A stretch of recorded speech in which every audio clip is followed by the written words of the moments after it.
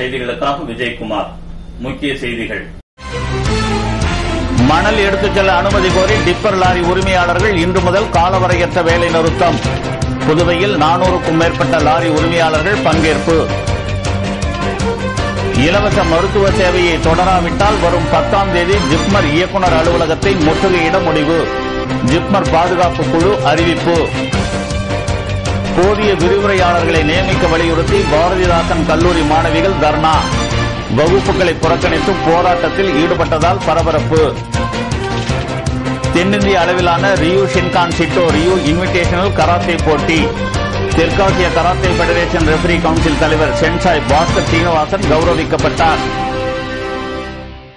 இனி காணலாம் விரிவான செய்திகளை. மணல் எடுத்துச் செல்ல அனுமதி கோரி புதுச்சேரி, கடலூர், விழுப்புரத்தில் டிப்பர் லாரி உரிமையாளர்கள் இன்று முதல் காலவரையற்ற வேலை நிறுத்தத்தை தொடங்கியுள்ளனர். மேலும் அவர்கள் கலெக்டர் அலுவலகத்தை முற்றுகையிட்டதால் பரபரப்பும் ஏற்பட்டது. தமிழக பகுதியிலிருந்து பிற மாநிலங்களுக்கு மணல் ஏற்றிச் செல்லும் லாரிகளை பறிமுதல் செய்ய தமிழக அரசு ஆணை பிறப்பித்துள்ளது. இந்த செயலை கண்டித்தும் மணல் எடுத்துச் செல்ல அனுமதி வழங்க கோரியும் புதுச்சேரியில் டிப்பர் லாரி உரிமையாளர்கள் இன்று முதல் வேலைநிறுத்த போராட்டத்தில் ஈடுபட்டுள்ளனர்.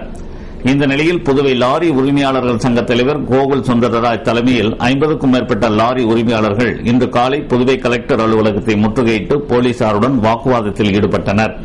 பின்னர் கலெக்டரை சந்தித்து கோரிக்கை மனுவை அளித்தனர். இதேபோல் கடலூர், விழுப்புரம் மாவட்டத்திலும் லாரிகளின் வேலை நிறுத்தம் துவங்கியது. புதுவையில் 400க்கும் மேற்பட்ட லாரிகள் இந்த வேலை நிறுத்தத்தில் பங்கேற்றுள்ளன. மேட்டுப்பாளையம் போக்குவரத்து நகரில் 400க்கும் மேற்பட்ட லாரிகள் நிறுத்தி வைக்கப்பட்டுள்ளன.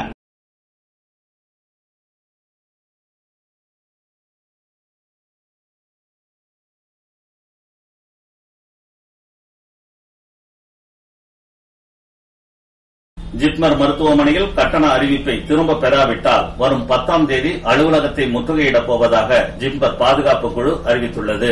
இதுகுறித்து ஜிப்மர் பாதுகாப்பு குழு தலைவர் முருகன் செய்தியாளர்களிடம் கூறுகையில், 7 பேர் கொண்ட குழு டெல்லி சென்றது. குறிப்பாக பாரதிய ஜனதா, மார்க்சிஸ்ட் கம்யூனிஸ்ட் கட்சி, மதிமுக சம்மேளனம், அரசியல் சம்மேளனத்துடைய 7 பேர் போயிருந்தோம்.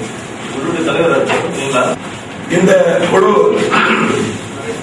29ஆம் தேதி டெல்லி சென்று பாராளுமன்றத்துடைய கூட்டம் நடந்து கொண்டிருக்கும் நேரத்தில் எங்களுக்கு ஹெல்த் மினிஸ்டரை, சுகாதாரத்துறை அமைச்சரை பார்ப்பதற்கு அனுமதி கோரியிருந்தோம். மார்க்சிஸ்ட் கம்யூனிஸ்ட் கட்சி சார்பிலும் பாரதிய ஜனதா சார்பிலும் முயற்சி பண்ணாங்க. உதாரணத்துக்கு TK ரங்கராஜன் ராஜ்யசபா உறுப்பினர், எதிர்கட்சி நாடாளுமன்ற தலைவர் மருத்துவக்குரிய சுஷ்மா ஸ்வராஜ் அவர்களும் முயற்சி பண்ணாங்க.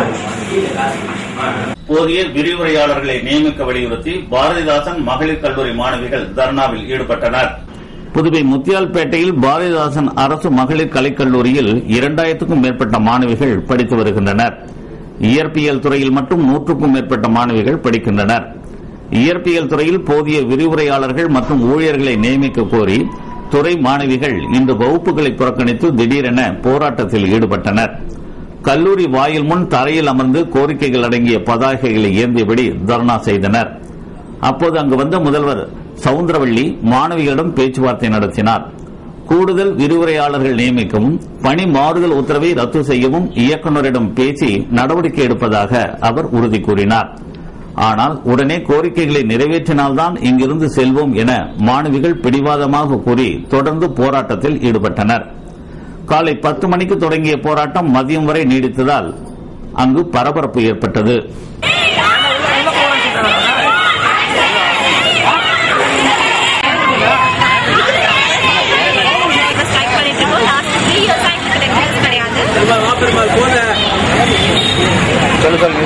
லாஸ்ட் 3 இயர்ஸ் தான் எங்களுக்கு லெக்சரர்ஸ் கிடையாது. ஃபர்ஸ்ட் இயர் படி நாங்க தான் அப்ளை பண்ணிட்டு போறோம். எங்களுக்கு 5 லெக்சரர்ஸ் இருந்தாங்க. பட் இப்போ பிரசன்டா 2 பேர் தான் இருப்பாங்க. எங்களுக்கு 7 பேர் இருக்கணும். ஆனா இருக்கிறது 2 பேர், நடக்கிறது 3. First year, second year, third year. நாங்க தேர்ட் இயர் படிச்சுட்டு இருக்கோம். தேர்ட் இயர் படிக்கிற வரைக்கும் எங்களுக்கு யாருமே கிடையாது. லேப் அட்டெண்டர்ஸ் கூட எங்களுக்கு ஒருத்தவங்க தான் இருக்காங்க. அவங்க லீவ்ல தான் இருக்காங்க. 2 or 3 months கிட்ட அவங்க லீவ்ல தான் இருக்காங்க. நாங்க எல்லாமே நாங்க தான் பண்ணிக்கிறோம் இந்த காலேஜ்ல. ஸோ அதனால எங்களுக்கு மார்க் கண்டிப்பா குறையும். தென்னிந்திய அளவிலான ரியு ஷின்கான் சிட்டோ ரியு இன்விடேஷனல் கராத்தே போட்டி 2012 துவக்க விழாவில் தெற்காசிய கராத்தே பெடரேஷன் ரெஃபரி கவுன்சில் தலைவர் சென்சாய் பாஸ்கர் சீனிவாசன் கௌரவிக்கப்பட்டார். தென்னிந்திய அளவிலான Rio ஷின்கான் Shito Rio invitational karate போட்டி 2012 வில்லியனூர் ஆச்சாரியா கல்லூரி வளாகத்தில் நடைபெற்றது.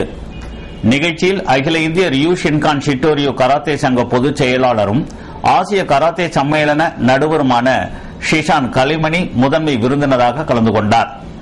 புதுவை பிரதேச காங்கிரஸ் கமிட்டி செயலாளரும் புதுவை ரியு ஷின்கான் ஷிட்டோ ரியு கராத்தே சங்க தலைவர் கண்ணபிரான் தலைமையேற்க செந்தில் முத்துக்குமரன் முன்னிலை வகிக்க மங்களம் தொகுதி சட்டமன்ற உறுப்பினர் திரு தேனி ஜெயக்குமார் சிறப்பு விருந்தினராக கலந்து கொண்டார்.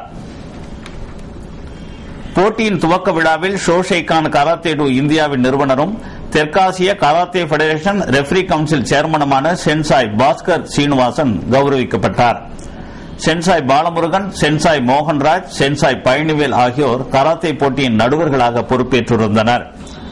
போட்டியின் முடிவுகள் அறிவிக்கப்பட்டு வெற்றி பெற்ற கராத்தே அணியினருக்கு சட்டமன்ற உறுப்பினர் தேனி ஜெயக்குமார் பரிசுகள் வழங்கி பாராட்டினார். இந்த போட்டிக்கான ஏற்பாடுகளை புதுவை ரியு ஷின்கான் ஷிட்டோ ரியு கராத்தே சங்க தலைமை பயிற்சியாளரும் புதுவை மாநில கராத்தே சங்க இணைச் செயலாளருமான ரென்ஷி முத்துரத்ன சர்க்குணம் செய்திருந்தார்.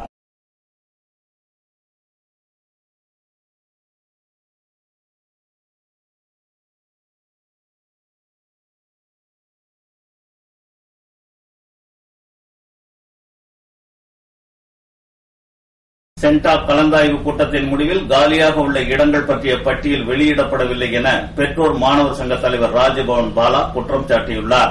இதுகுறித்து புதுவை மாநில மாணவர் மற்றும் பெற்றோர் நலச்சங்க தலைவர் ராஜபவன் பாலா வெளியிட்டுள்ள அறிக்கையில், புதுச்சேரியில் மருத்துவம் மற்றும் பொறியியல் கல்லூரிகளில் சேர்வதற்கான சென்டாக் 2ஆம் கட்ட கலந்தாய்வு முடிந்த நிலையில் MBBS படிப்பில் தனியார் மருத்துவக் கல்லூரியில் 5 இடங்கள் காலியாக உள்ளது. ஆனால் இதுவரை சென்டாக் தங்கள் இணையதளத்தில் மருத்துவம், பல் மருத்துவம் மற்றும் பொறியியல் உள்ளிட்ட தொழிற்படிப்புகளில் எத்தனை இடங்கள் காலியாக உள்ளது என்பதை வெளியிடப்படவில்லை. கடந்த ஆண்டு சென்டாக் நிர்வாகத்தில் நடந்த குளறுபடியால் மதகடிப்பட்டில் உள்ள ஒரு தனியார் மருத்துவக் கல்லூரியில் அரசுக்கு ஒதுக்கப்பட்ட இடங்களில் ஒன்று நிரப்பப்படாமல் வேண்டுமென்றே வீணாக்கப்பட்டது. இதன் மூலம் ஒரு புதுச்சேரி ஏழை மாணவனின் மருத்துவ படிப்பு பறிக்கப்பட்டு வசதியான பிற மாநில மாணவனிடமும் கொடுக்கப்பட்டுள்ளது. எனவே இந்த ஆண்டு அதுபோல் எந்தவிதமான முறைகேடுகள் மற்றும் புதுச்சேரி ஏழை மாணவனின் உயர் படிப்புகள் பறிக்கப்படாமல் இருக்க சென்டாக் 2ஆம் கட்ட கலந்தாய்வுக்கு பின்னர் மருத்துவம் மற்றும் பொறியியல் படிப்புகளில் காலியாக உள்ள இடங்களை வெளியிட்டு அதில் மாணவர்களை சேர்ப்பதற்கான இறுதிக்கட்ட கலந்தாய்வை வெளிப்படையாக சென்டாக் நடத்த வேண்டும். மேலும் புதுச்சேரி அரசு அம்பேத்கர் சட்டக் கல்லூரிக்கான அங்கீகாரத்தை இதுவரை பெறவில்லை. அதுபோல் மாகி ஆயுர்வேத மருத்துவக் கல்லூரிக்கும் இந்த ஆண்டிற்கான அங்கீகாரத்தை பெறவில்லை. ஆனால் சென்டாக் கவுன்சிலிங் மூலம் அக்கல்லூரிகளில் 42 மாணவர்கள் சேர்க்கப்பட்டுள்ளனர். உடனடியாக அங்கீகாரம் பெறவில்லை என்றால் அந்த 42 மாணவர்களின் ஒரு ஆண்டு பாழாவதுடன் எதிர்காலமும் கேள்விக்குறியாகும். எனவே அரசு இப்பிரச்சனையிலும் தீவிரம் காட்டி உடனடியாக அக்கல்லூரிக்கான அங்கீகாரத்தை பெற வேண்டும் என்று அந்த குறிப்பில் தெரிவிக்கப்பட்டுள்ளது. சம்பள உயர்வு உள்ளிட்ட கோரிக்கைகளை வலியுறுத்தி புதுவை கூட்டுறவு பண்டகசாலை ஊழியர்கள் 2 மணி நேரம் வெளிநடப்பு செய்து கண்டன ஆர்ப்பாட்டத்தில் ஈடுபட்டனர். புதுவை கூட்டுறவு மொத்த விற்பனை பண்டகசாலையில் பணிபுரியும் 200க்கும் மேற்பட்ட ஊழியர்களுக்கு உடனடியாக சம்பள உயர்வை அமல்படுத்த வலியுறுத்தி புதுவை கூட்டுறவு மொத்த விற்பனை பண்டகசாலை ஒருங்கிணைந்த ஊழியர்கள் சங்கத்தினர் 2ஆம் கட்ட போராட்டமாக 2 மணி நேரம் வெளிநடப்பு செய்து கண்டன ஆர்ப்பாட்டத்தில் ஈடுபட்டனர். மகாத்மா காந்தி வீதி அமுதசுரபி அருகே நடைபெற்ற ஆர்ப்பாட்டத்திற்கு சங்க தலைவர் ராமச்சந்திரன் தலைமை தாங்கி கோரிக்கைகளை வலியுறுத்தி பேசினார். துணைத் தலைவர் ஞானம், செயலாளர் ஆறுமுகம், அரசு ஊழியர் சம்மேளன தலைவர் ஆனந்தராசன் உட்பட 50க்கும் மேற்பட்ட ஊழியர்கள் கலந்து கொண்டு கோரிக்கைகள் குறித்து கோஷமிட்டனர். புதுச்சேரி அரசு நலவழித்துறை சார்பில் டெங்கு விழிப்புணர்வு திருப்பிரச்சார நடைப்பயணத்தில் வீரமாமுனிவர் அரசு பள்ளி மாணவர்கள் கலந்து கொண்டு விழிப்புணர்வை ஏற்படுத்தினர். மழைக்காலங்களில் வேகமாக பரவும் டெங்கு, சிக்கன் குனியா நோய் குறித்து மக்களிடையேயும் மாணவர்களிடையேயும் விழிப்புணர்வை ஏற்படுத்தும் நோக்கில் புதுச்சேரி அரசு நலவழித்துறை தேசிய கொசு மற்றும் பூச்சிகளால் பரவும் நோய் தடுப்பு திட்டத்தின் சார்பில் வீரமாமுனிவர் அரசு ஆண்கள் உயர்நிலைப் பள்ளியில் திருப்பிரச்சார நடைப்பயணம் நடைபெற்றது. பள்ளி தலைமை ஆசிரியர் பாலசுந்தரம் தலைமையில் நடைபெற்ற இந்த நிகழ்ச்சியில் திட்ட மேலாளர் திரு காளிமுத்து கலந்து கொண்டு கொடியசைத்து பிரச்சார நடைப்பயணத்தை தொடங்கி வைத்தார். பள்ளியிலிருந்து தொடங்கிய இப்பயணம் கந்தப்ப முதலியார் வீதி, பாரதி வீதி, ஃபாதர் சாதிப் வீதி உள்ளிட்ட நகரின் முக்கிய வழியாக சென்ற ஊர்வலம் இறுதியில் பள்ளியை வந்தடைந்தது. பிரச்சார நடைப்பயணத்தின் போது மாணவர்கள் டெங்கு விழிப்புணர்வு துண்டு பிரசுரங்களை விநியோகித்தனர்.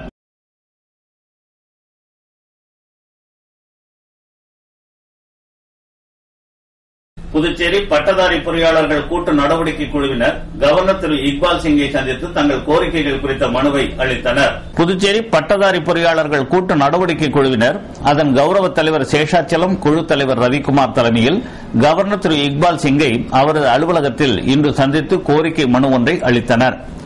அந்த மனுவில் புதுவை பொதுப்பணித்துறையில் காலியாக உள்ள 110 பொறியாளர்கள் பணியிடங்களை உடனடியாக நிரப்ப வேண்டும், கடந்த 2010ஆம் ஆண்டு உச்ச நீதிமன்றம் பொறியாளர்களை நிரப்புவதற்கான விதிமுறைகள் குறித்த தீர்ப்பை அமல்படுத்த வேண்டும், தகுதி அடிப்படையில் செயற்பொறியாளர் மற்றும் உதவி பொறியாளர் பதவிகளை நிரப்ப வேண்டும் என்பது உள்ளிட்ட கோரிக்கைகள் தொடர்பாக குறிப்பிடப்பட்டுள்ளது.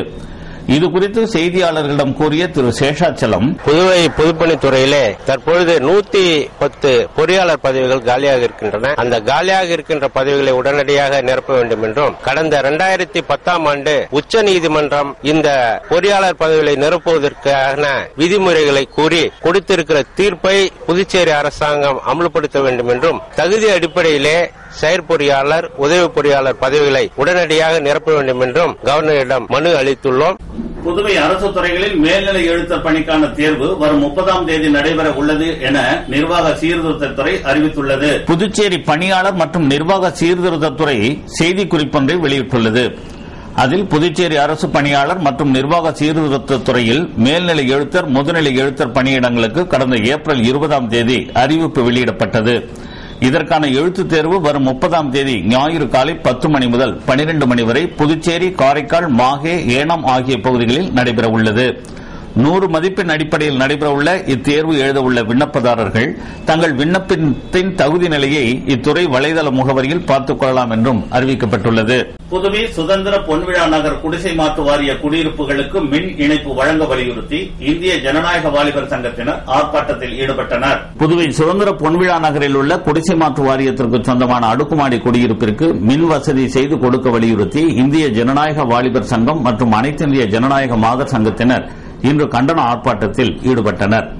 பெருமாள் கோயில் வீதி, பாரதி வீதி சந்திப்பில் உள்ள இளநிலை மின்துறை அலுவலகம் எதிரே நடைபெற்ற ஆர்ப்பாட்டத்திற்கு நகர கமிட்டி தலைவர் அழகப்பன் தலைமை தாங்க மாதர் சங்க துணைத் தலைவி சுமதி, உழவர்கரை செயலாளர் பாஸ்கர், சிஏடியு துணைத் தலைவர் ராஜாங்கம் உட்பட சங்க நிர்வாகிகள் பலரும் இந்த ஆர்ப்பாட்டத்தில் கலந்து கொண்டனர்.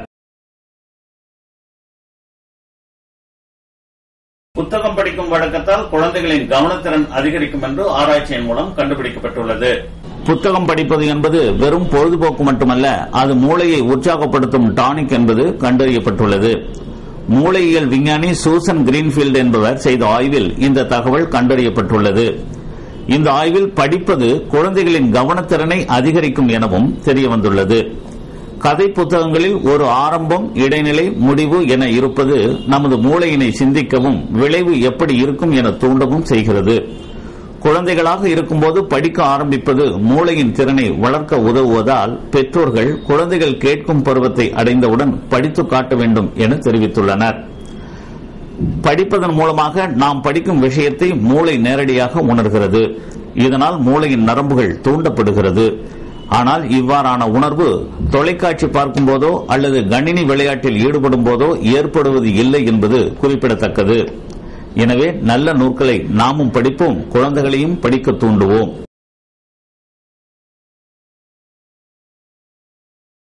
விளம்பர இடைவேளைக்கு பிறகு செய்திகள் தொடரும்.